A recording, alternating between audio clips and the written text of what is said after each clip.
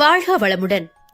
Hi சகோஸ், இதயம் மீட்டும் மெல்லிசை போல உங்கள் மனதை மயக்கப் போகும் எழுத்தாளர் தீபா பாபு அவர்களின் கற்பனை சிதறலுக்குள் நம் பயணத்தை தொடங்கலாமா? அத்தியாயம் 6.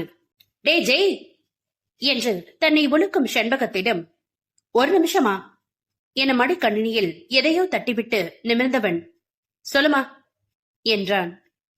உங்ககிட்ட நான் அன்னைக்கு என்னடா சொன்னேன்? எல்லா சேனல்லையும் வர்றது மாதிரி விவாத மேடைன்ற கோமாளி மேடைய உங்க சேனல்லையும் நடத்தாதீங்கன்னு எத்தனை தூரம் படிச்சு படிச்சு சொன்ன. அப்புறமும் ஏன்டா இப்படி 4 கோமாளிகளை சேர் போட்டு உட்கார வச்சு கொள்ளாடி சண்டையை போட வைக்கிறீங்க என்றான் மகனிடம் கோபமாக. மா என்று சிரித்தபடி அவர் கையை பிடித்து தன் அருகே அமர வைத்தவன் அப்பொழுதுதான் சுற்றும் முற்றும் பார்த்து, எங்க நம்ம வானரங்க முனை காணோம் என்றான். இரவு உணவு முடிந்து வேலை இருக்கிறது என இவன் அதில் மூழ்கிவிட மற்றதை கவனித்திருக்கவில்லை. உன் பொண்டாட்டி காதல் மட்டும் இது விழுந்துச்சு, நீ தீந்த என்றார் செண்பகம் நக்கலாக. நான் ஏமா அவ காதல விழுற மாதிரிலாம் பேச போறேன்? உன்கிட்ட கத்துக்கிட்ட அனுபவ பாடம் தானே இன்னைக்கு வரைக்கும் எனக்கு காப்பாத்திக்கிட்டு இருக்கு என்றவன் அழகாக முருவலிக்கவும் இவர் தன் விழியால் அக்னி போரை தொடுக்க, சரி விடு, எதுக்காக இப்ப இவ்வளவு சூடாவற? இத்தனை வயசானதுக்கு அப்புறம் நமக்குள்ள இது மாதிரி விளையாட்டெல்லாம் வேண்டாம் என்று சமாதானத்தில் இறங்கியவன், நீ இன்னும் பதிலே சொல்லலையே என கேட்டான். நாளைக்கு ஞாயிற்றுக்கிழமைன்றதுனால 3 சேர்ந்து ப்ரொஜெக்டர்ல ஏதோ பேய் படம் பாக்குதுங்க. படம் பேர் கூட ஏதோ சாப்ட்வேர் கம்பெனி பேரை என் பேரை சொன்னானே என்று பேச வந்ததை மறந்துவிட்டு அவர் அதை தீவிரமாக யோசிக்க, போச்சு, ஐடி சாப்டர் 2 பாக்குறாங்களா, அதையா பாத்துக்கிட்டு இருக்காங்க என்று பதறினான் ஜெய்சங்கர். ஏண்டா படம் ரொம்ப பயங்கரமா இருக்குமோ என்று விழி விரித்து வினவினார் செண்பகம். அம்மா, பயங்கரமோ இல்லையோ, உன் மருமகளும் சின்ன பேரனும் பேய் படம்னு துண்டு சீட்ல எழுதி வச்சிருக்கத படிச்சு பார்த்தாலே ராத்திரி முழுசு நம்மள தூங்க விடாம இம்சா பண்ணுவாங்க. இதுல அந்த படம் கொஞ்சம் திகிலா வேற இருக்கும். இன்னைக்கு நைட்டு நமக்கு சிவராத்திரி தான் என்று சோகமானவனை பார்த்து கலகலவென்று நகைக்க ஆரம்பித்து விட்டார் அவனை பெற்றவர். அவரை கண்கள் இடுங்க நோக்கியவன், இப்ப எதுக்கு நீ இந்த அனாவசிய சிரிப்பு சிரிக்கிற என்று அமைதியாக கேட்டான். இல்ல என்றவர் மீண்டும் சில நிமிடங்கள் வரை அடக்க முடியாமல் எதையோ நினைத்தவராக விழுந்து விழுந்து சிரித்து அவன் இரத்த அழுத்தத்தை அதிகரித்துவிட்டு, ஒரு காலத்துல நீ ஜெய்சங்கர் படம் பாக்குறியான்னு நானும் உன் அப்பாவும் அலறியது போய் பேய் படம் பாக்குறாங்களான்னு உன்னுடைய பொண்டாட்டியும் பிள்ளையும் நினைச்சு நீ இன்னைக்கு அலறியே, அத நினைச்ச சிரிச்ச. காலம் பூமரங் மாதிரி இல்ல, ஒவ்வொருத்தரையும் எவ்வளவு அழகா திட்டமிட்டு திருப்பி அடிக்குது பாரு என்று ரசனையுடன் ஸ்லாகித்து கூறியவரை கண்டு கடுப்பாகி, மா என ஜெய் பற்களை கடிக்க, சரி விடுறா, எதுக்காக இப்ப இவ்வளவு சூடாவற? இத்தனை வயசானதுக்கு அப்புறம் நமக்குள்ள இது மாதிரி விளையாட்டுலாம் வேணாம், ஓகே என்று அவன் பாணியில் சமாதானத்தில் இறங்கியவரை பார்த்து தலையில் அடித்துக் கொண்டவன், எல்லாம் என் நேரம். ஆனா ஒண்ணு, நீ தெளிவா இருக்கமோ, அப்பவும் சரி இப்பவும் சரி, நீதான் என்ன நல்லா வச்சு செய்யற. உனக்கு மட்டும் காலை எதுவும் திருப்பி கொடுக்க மாட்டேங்குதே என்று பெருமூச்சு விட்டான். அதான் உன்னுடைய வாரிசா உன்னை பெத்து போட்டிருக்கியே, இன்னும் கால வேற தனியா என்ன பழி வாங்கணுமோ என்று அவனை முறைத்தவர். கல்யாணத்துக்கு அப்புறம் தான் உன் சேட்டை கொஞ்சம் குறைஞ்சதுன்னு நிம்மதியா இருந்தேன்.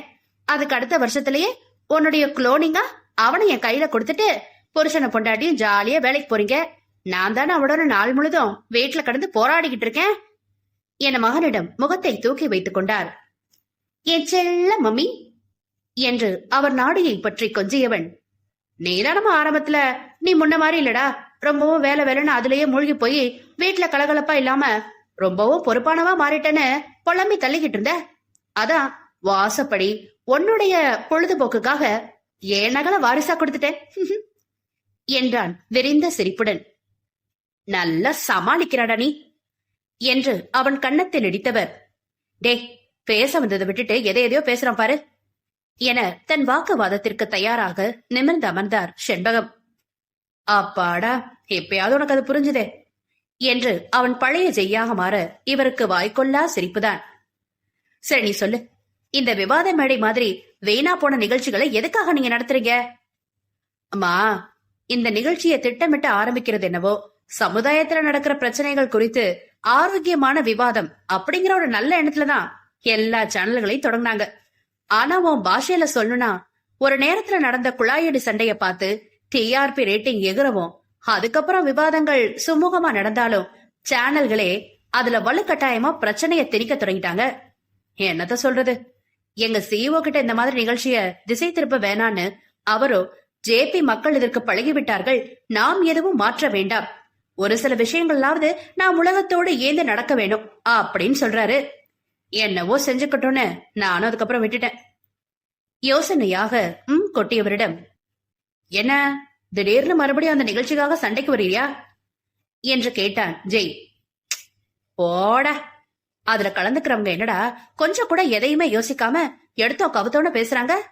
ஆளுங்கட்சியை சேர்ந்த ஒரு ஆளு, எதிர்கட்சி ஆளு, ஒரு வக்கீலு, சமூக ஆர்வலரு எல்லாரும் சேர்ந்து அந்த விவாதத்துல கலந்துக்கிட்டாங்க.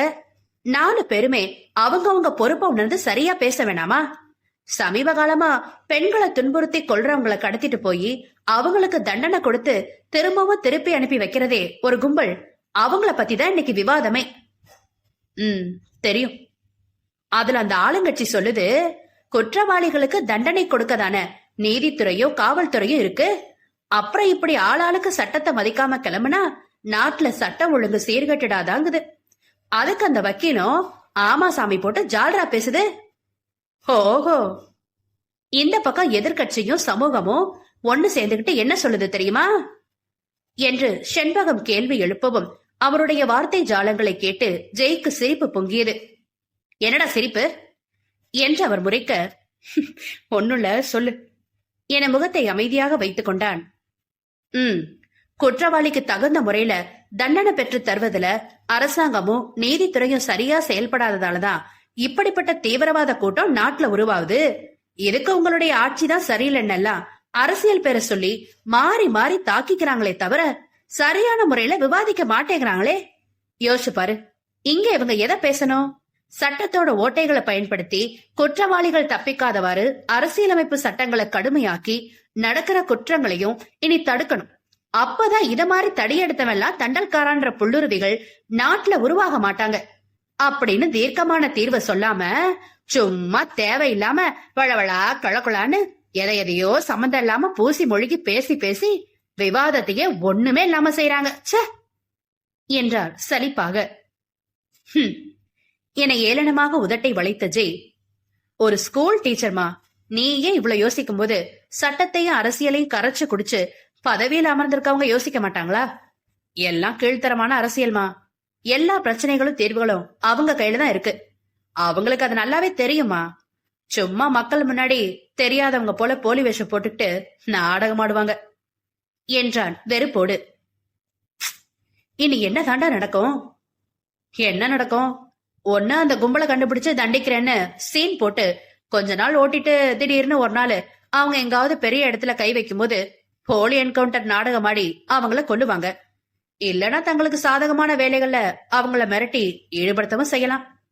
உள்ளுக்குள்ள அரசியல்ல என்ன நடக்குமோ வெளியே கசையிற அரைகுறை தகவல்கள் மட்டும் நாம பொதுமக்கள் சில நாட்கள் வீணா விவாதித்து ஓய்ந்துருவோம்ல என்று சலிப்புடன் எழுந்தவன், சரி நான் போய் அவங்க என்ன செய்யறாங்கன்னு பாக்குறேன் என அறையை விட்டு வெளியேறினான்.